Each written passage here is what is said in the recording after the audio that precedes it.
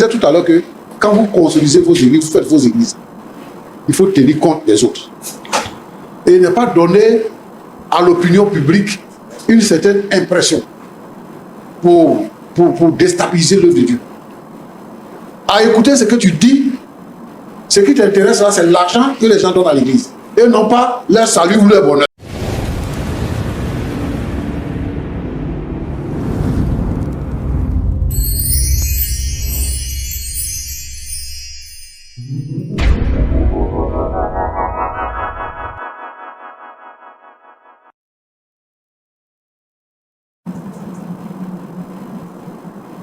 Prophète Josué. Oui, pasteur Chimo. Comment ça va? Ça va bien chez vous? Oui, je vais bien. Dieu merci. Ton église, on appelle ça comment? Mon église? Oui. On appelle ça EPIC. Ça signifie quoi? L'église de la Pentecôte internationale. D'accord. De Christ. Merci. Ça fait combien de temps tu es prophète? Ça peut faire 15 ans maintenant que je suis dans le ministère. Ne regardez pas ma carrure. J'ai commencé très Tu jeune. as combien d'assemblées? Je n'ai que 2 assemblées.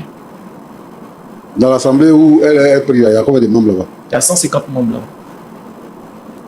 D'accord. Bon, tu dis que tu récites des passages bibliques. En tout cas, je suis émerveillé. Mais quand tu dis que tu vas la maudire, là, est-ce que c'est un passage biblique? Si elle n'obéit pas, si elle ne fait pas ce que tu demandes là, tu vas la maudire. Et lui, s'il ne fait pas attention là, tu vas le maudire. Est-ce que c'est biblique?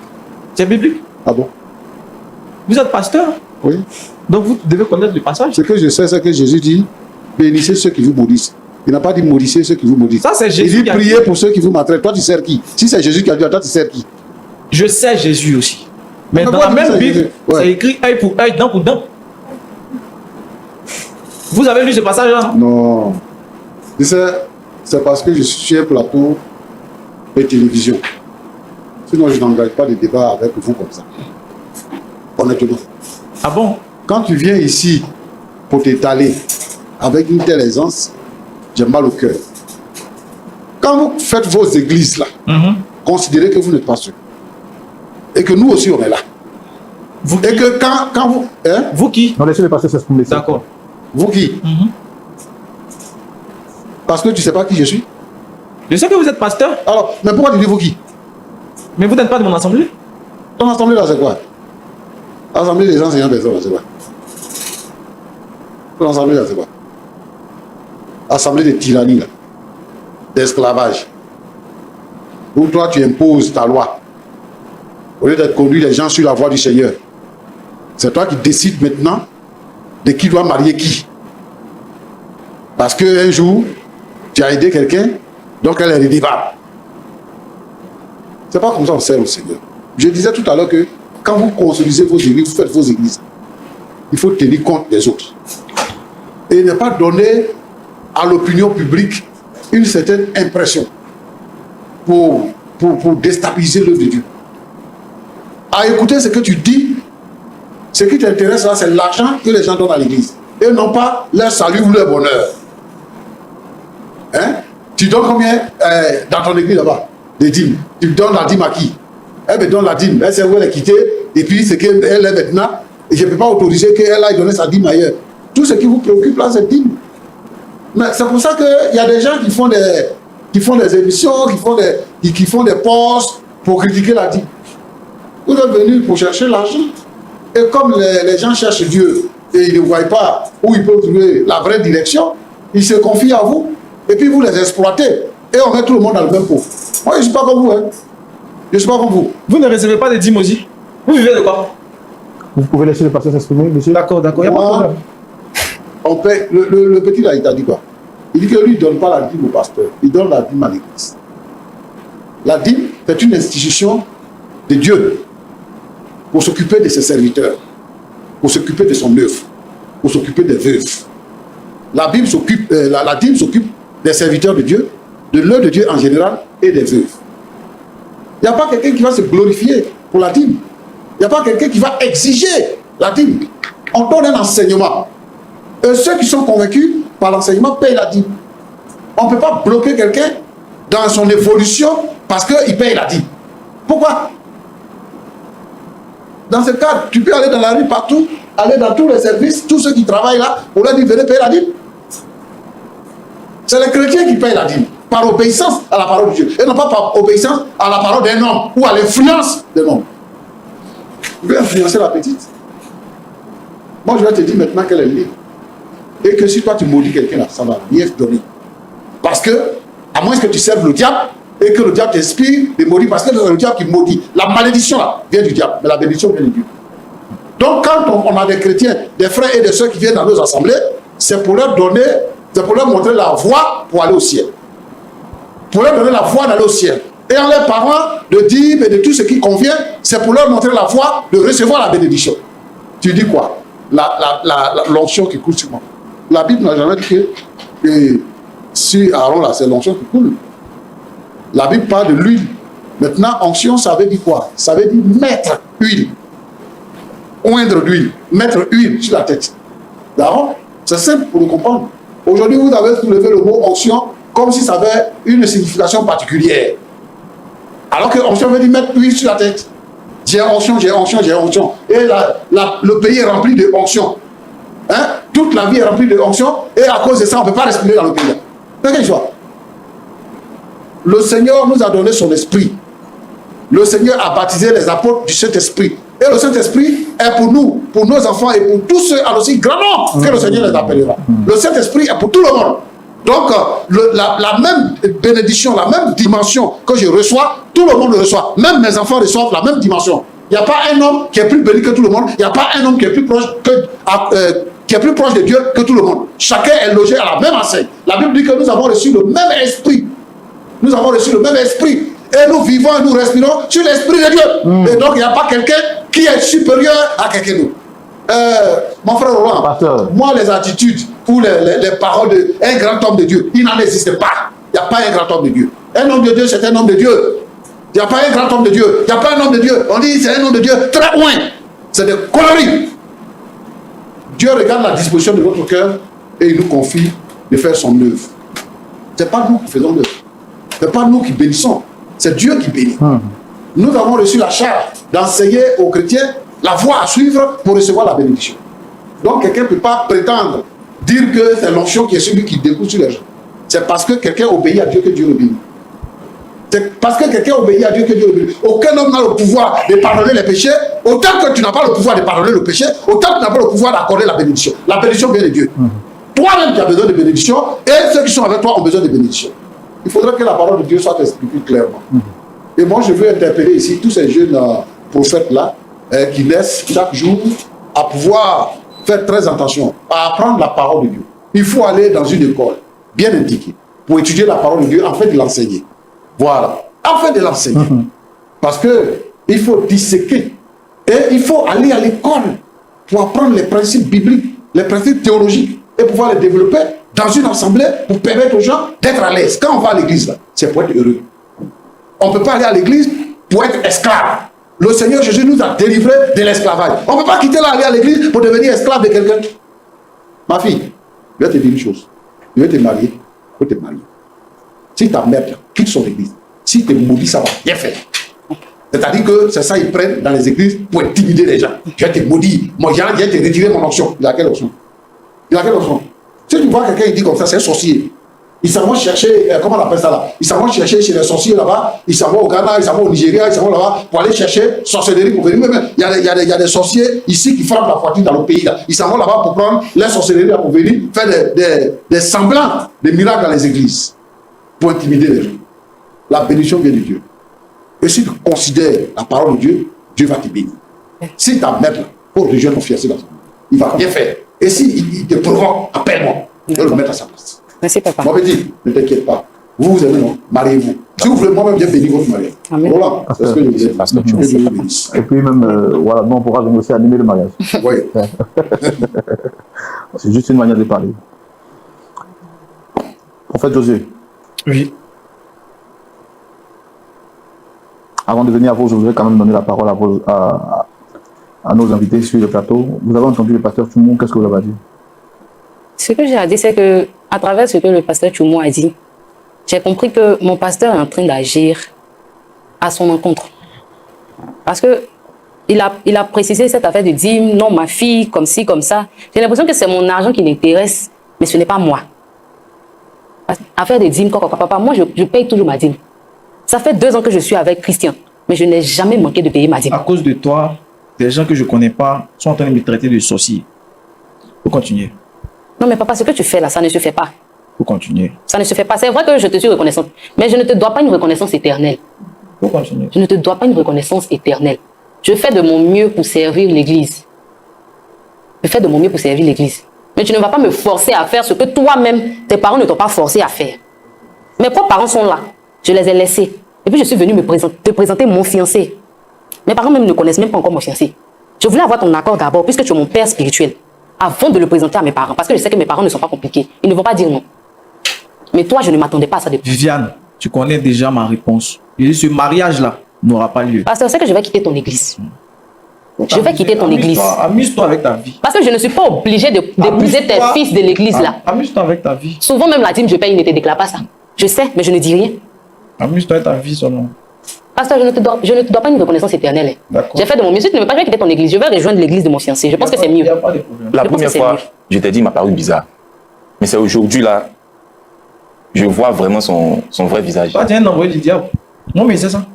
Toi, tu es un envoyé du diable. C'est les gens comme ça, toi, tu veux marier. Je ne sais pas si c'est bon. D'accord. Parce que votre mot de la fin avant qu'on ne se dise au revoir. En fait, j'ai l'impression que cette fille-là m'a fait déplacer pour me ridiculiser, en fait.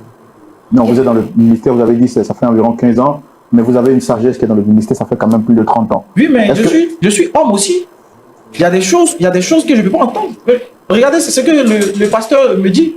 Je suis un sorcier. Ça, non, il n'a pas dit que vous êtes un sorcier. En fait. Il n'a pas dit que j'étais là. Et tout le monde était là. Personne ne vous a traité de sorcier. Non, mais moi, je le comprends. Hein.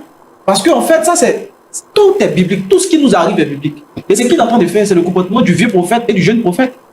Le jeune prophète, le Seigneur lui a parlé. Le vieux prophète est venu mentir. Et c'est le même mensonge qu'il est en train de raconter à ma fille. Elle n'a qu'à quitter l'église, ma malédiction ne peut rien faire. Elle n'a qu'à s'amuser. Elle n'a qu'à partir. Elle va voir. Est-ce que vous êtes conscient que l'œuvre, ce que vous êtes en train de faire là, c'est pas seulement pour vous, mais il y a aussi des millions de personnes qui vous suivent. Ça, c'est pas mon problème. Je dis, Viviane, qui est là, elle ne peut pas marier ce gars. On monte, on descend, je reste ma position. Et puis elle n'a qu'à partir. Elle va voir si ma malédiction ne va pas prendre. Mais demande même tu fais retour à l'envoyeur. Tu fais retour à l'envoyeur. Retour à l'envoyeur. D'accord, on va voir. Faut essayer. Parce que ça ne va pas prendre. Essaye seulement. Je ne suis pas de tes entrailles. Si lui, la ça ne va voiture n'a pas. pas cogné, c'est que c'est pas moi.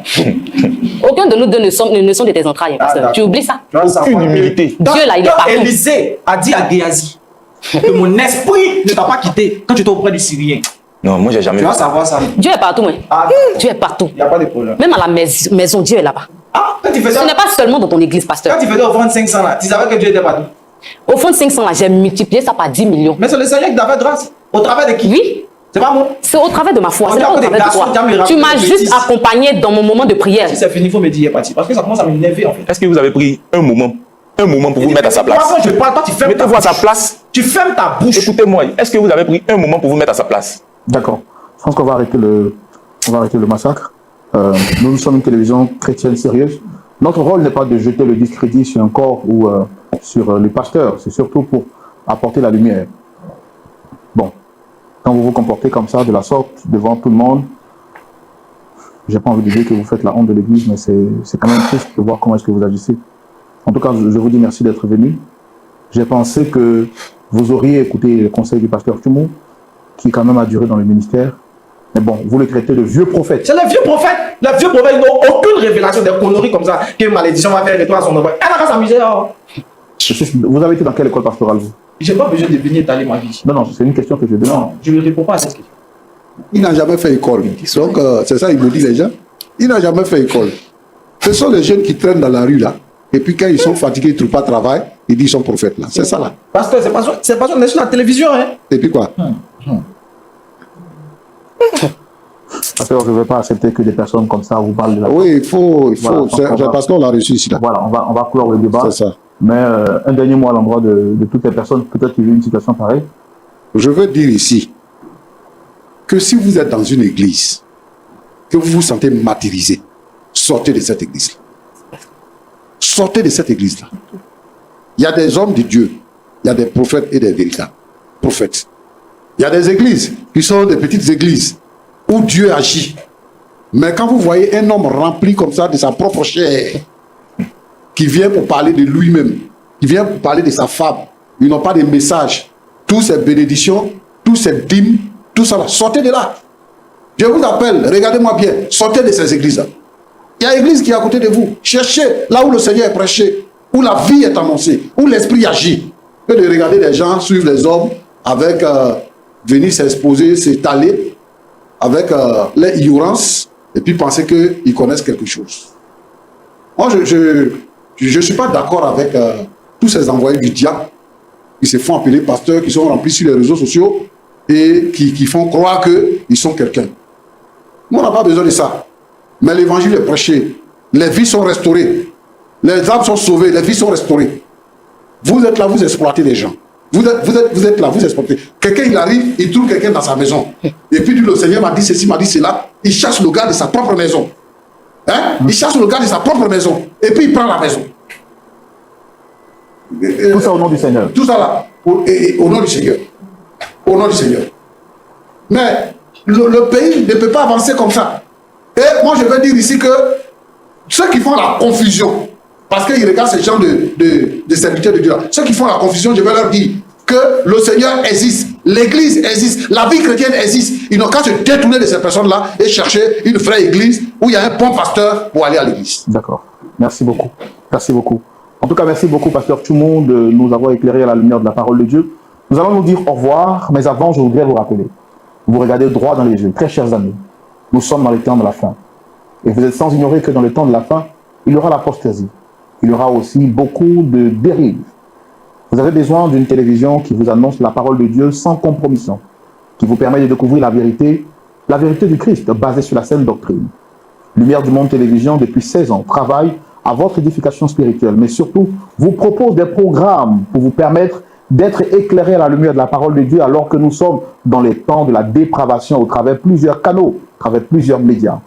Il est important pour vous de soutenir les médias qui propagent la bonne nouvelle et qui vous permettent justement d'être maintenus sur le droit chemin, même si par moments la vérité est dite et qu'elle vous fait mal, mais une chose est sûre, elle prépare votre âme pour l'éternité. LMTV est dans sa traditionnelle période de collecte de fonds, combattue de part et d'autre. Nous restons toujours droits dans nos bottes. Soutenez cette télévision, devenez partenaire de cette émission en apportant votre soutien, soit par virement bancaire ou sinon par le site internet sécurisé de Lumière du Monde Télévision, en vue de nous permettre d'aider des millions de personnes qui veulent venir sur ce plateau pour avoir la réponse à ces millions de questions qu'ils se posent. Pasteur Tchoumou, un mot à dire par rapport à l'appel de fonds?